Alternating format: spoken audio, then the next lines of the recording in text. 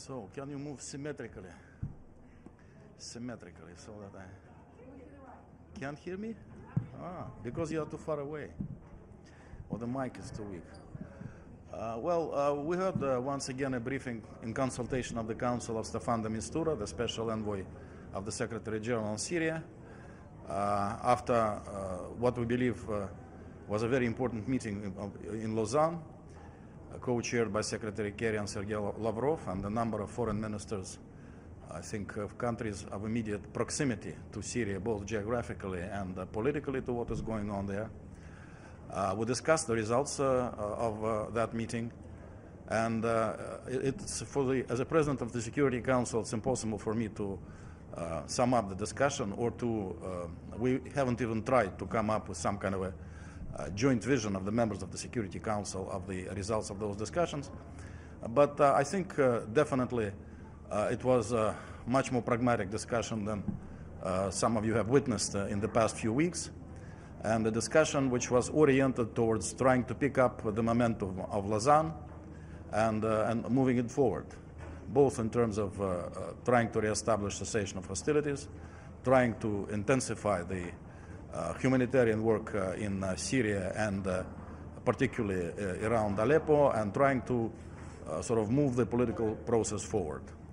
As far as we're concerned, we shared our understanding of the results of Lausanne, and maybe the most important understanding in our view of that meeting was that the importance of distancing the so-called moderate opposition from Nusra fighters in eastern Aleppo continues to be extremely important.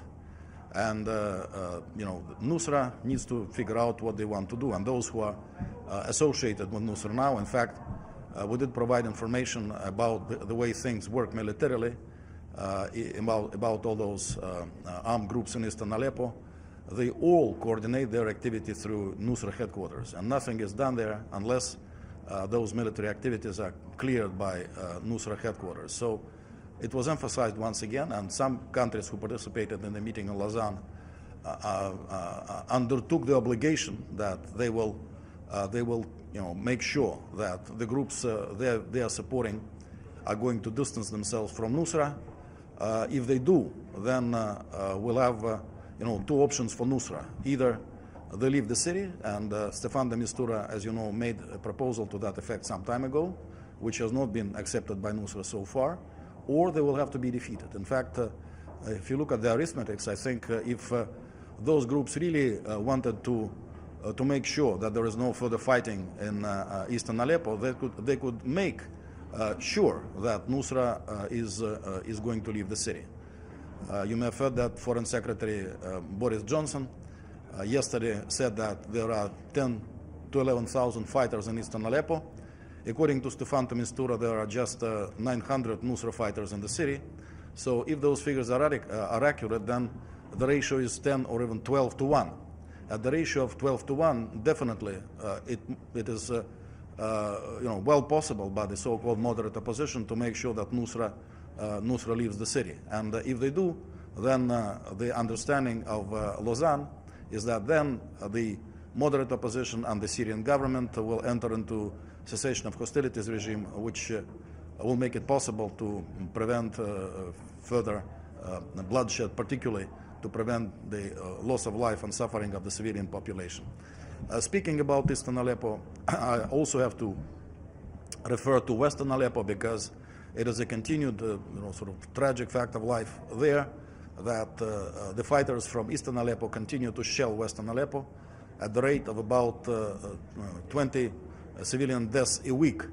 This is a situation, of course, which is intolerable for any government, including the Syrian government, and this is one of the reasons why it's when you talk about eastern Aleppo, it's impossible to understand the situation there without also taking into account what is happening to the population of western Aleppo because of the continued and daily shelling from eastern Aleppo, including the use of all sorts of very destructive weapons which the terrorists have. Could you elaborate? You said that this session is more pragmatic than we've seen. Could you elaborate exactly what you mean by that? Are some of the other sides shifting positions? I'm sorry? No, it did not really mean any shifting of positions, but the previous sessions, unfortunately, from some members of the council, we heard quite a bit of name calling and shouting and things like that. Now, as I say, it was much more pragmatic than in some previous situations, and I think it may reflect the fact that people are beginning to treat the situation around Aleppo in a kind of a more comprehensive way.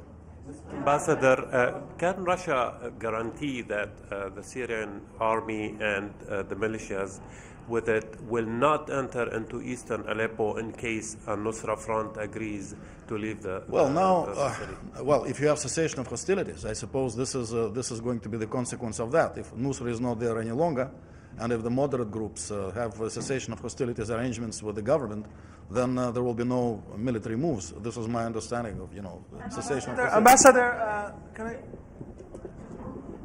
The French ambassador, before coming into the Security Council, spoke about pressure to be put on Syria and its allies.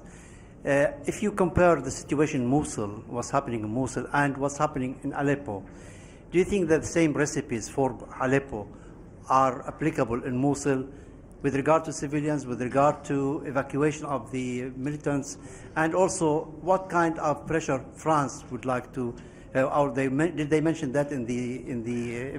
Well, first of all, I think, especially again, the military people need to look at it.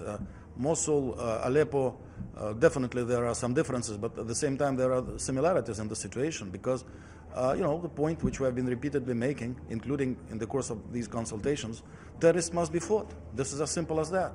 And it's not just what we want to do, it's what the Security Council resolutions want all of us to do. We cannot leave them alone in Mosul. We cannot declare Nusra people honorary citizens of Eastern Aleppo or honorary citizens of Aleppo. Something needs to be done about them. One way to deal with them is for the moderate fighters to tell them to go because they outnumber Nusra quite considerably. Another way for them is to leave Syria with the arrangements which were proposed by Stefan de Mistura. Or a way must be found to defeat them. They cannot simply be allowed to stay there, making the life of civilians miserable, as they have been doing for such a long time. Ambassador, you talked about this agreement, or trying to get an agreement to separate the moderate opposition from al-Nusra in Lausanne. Is there any timetable of when this might happen? Is there going to be another meeting? Is there going to be some kind of follow-up to see whether this is happening or working?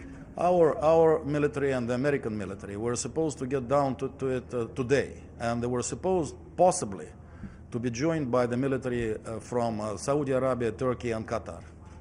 In fact, those countries did express their intention to work hard with those moderate opposition groups in order for them to be separated from Nusra. So this work was supposed to have started today, earlier today. Ambassador, you just spoke about Mosul briefly, comparing to Aleppo. Can you elaborate more about the similarities and differences that you think from the both situation? And also, Iraq last week requested, actually 10 days ago, requested a meeting about the Turkish presence in Iraq. Will that meeting happen anytime soon? And do you think they did not specifically request a meeting? They brought the situation to the attention of the Security Council. A formal request for a meeting did not come. Ambassador, as a follow-up, you said at one point that it is one country that offered its readiness to make the separation between the forces of the opposition and the Nusra, but now you just mentioned three countries. You just said, okay. So what did they get in return? Of course, in addition to the United States, because the United States has been saying that this is their goal to separate the moderates from Nusra, for the past 8 months. The question is that what did they get in return? We know that they have a position vis-a-vis the eventual departure of President Bashar al-Assad. No, so they offered you to help in the separation? What did you promise in return? No, it was not like this. I think everybody, at least they said they realized that this is the key priority. This is what they said in Lausanne. And since this is the key priority, if they really want the plight of civilians in eastern Aleppo and in Aleppo, in eastern and western Aleppo, to be alleviated, they need to deal with this problem. Ambassador, regarding your offer of a ceasefire, can you say anything more about that, and why not a 48-hour ceasefire that the United Nations has consistently called for? Well, if there is a broader arrangement of the nature I have described, when Nusra is taken out of the picture, it could be an indefinite ceasefire. This is a cessation of hostilities was supposed to be an indefinite regime. But we saw a situation where Nusra was immediately taking advantage of any cessation of hostilities in order to regroup and receive more weapons and to pick up fighting elsewhere. And again, if you look at Aleppo, you need to understand that Aleppo itself is sort of surrounded, particularly to the south of the city. We have Idlib, sort of the headquarters of Nusra and the center of Nusra. So Nusra is not just in eastern Aleppo. They are like all over the place in that part of the country. And they are sort of interacting with each other, various Nusra groups, and also with other militants who are working and fighting together with them. So it's not such an easy proposition to declare sort of a blanket cessation of hostilities. Just to clarify, why not a 48-hour cessation of hostilities, which is what the United Nations has said it needs to get aid in? Well, we have declared 8 hours unilaterally. I suppose that longer, like 48 hours, 72 hours, will require some kind of a mutual arrangement. Ambassador, a question. Can you tell us a little bit more about the Mistura proposal that Russia accepted, and you remind us that Nusra didn't respond. Can you tell us a little bit more about it? Did they do a counter-proposal? What is the obstacles for this proposal to go? They actually rejected it. My understanding is that Nusra rejected the Mistura proposal. I'm not aware of any counter-proposals. Ambassador, New Zealand has circulated some elements for another draft resolution, which you mentioned during the meeting last Saturday. What does Russia think about those? I think it's an interesting effort, and I think that we could definitely look at it. I hope they persevere in their effort. What about this plan for a Syria meeting in the UN General Assembly on Thursday? What does Russia think about that? Well, we'll be there. That's a Yemen question. Please. Yeah. Today at the noon briefing, they said that the envoy, Esmail Old Sheikh Ahmed, was headed to Russia. And I know that the meeting was put back to the 31st. On Yemen. They said he was going to speak on Yemen. What do you think? Have you seen the UK draft? What do you think of it? And how do you think the process is going forward with this visit to Russia? I haven't seen the UK draft. I mentioned to members of the Security Council that I'd be curious to see if the UK draft includes a no-fly zone requirement over Sana'a, because since they have embraced the concept of no-fly zone over Aleppo, after all those massacres we have seen in Sana'a, including the latest one, if they are proponents of this kind of an approach, it would make sense for them to include a no-fly zone requirement over Sana'a. So it remains to be seen if they do that. But I haven't seen anything yet. A question on South Sudan this morning. What happened in the meeting this morning? Did anyone raise the possibility of it? No, we did not. But they were the ones who advocated it and who sort of brought things to the fore and made sure there is a Russian veto over it. So if there are such great proponents of no-fly zones as a way to limit civilian casualties, we have seen repeated bombings of civilians in Sana'a. We have seen UNESCO sites being bombed. We know that this effort of the coalition is heavily supported by UK and US, selling them high precision, very pricey weapons to the tune of billions and billions of dollars. They say they are behind, they are sharing intelligence with them, they are helping them with targeting, so definitely they are part of the operation.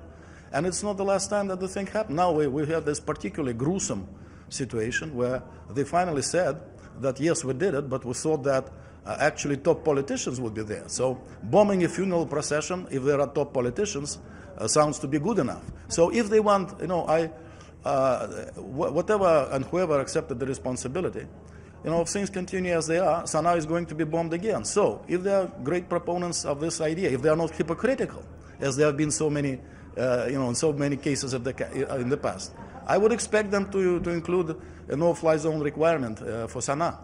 Just as a clarification, Ambassador, are you saying if they accept a no-fly zone over Sana'a, Russia will accept a no-fly zone over Aleppo? Not necessarily. But I expect them from time to time show some integrity, no double standards. if they embrace humanitarian considerations and make proposals in one case, why don't they embrace the same kind of humanitarian approach and make similar proposals in a similar case? Then you would see are they hypocritical or not. But if they change their tune depending on the situation, then it's one starts wondering about their integrity. So what do you think about the New Zealand proposal calling for an end to airstrikes over Aleppo? Well, it's more just than that. I mean, I think it's an interesting draft which they have proposed. They had their draft ready before we went for this strange vote on 2 resolutions doomed to failure, but they were discouraged from some other members of the Council who were looking for fireworks instead of a serious product from the Security Council. So I think that their draft can be worked on. I am not saying I'm prepared to subscribe to every line in the draft the way it stands, but it does seem to be a serious effort. Yeah, what's happening with DPRK negotiations on a resolution? What timing? Yeah, are you getting any closer? I'm not in the driver's seat, no, thank you. Thank you.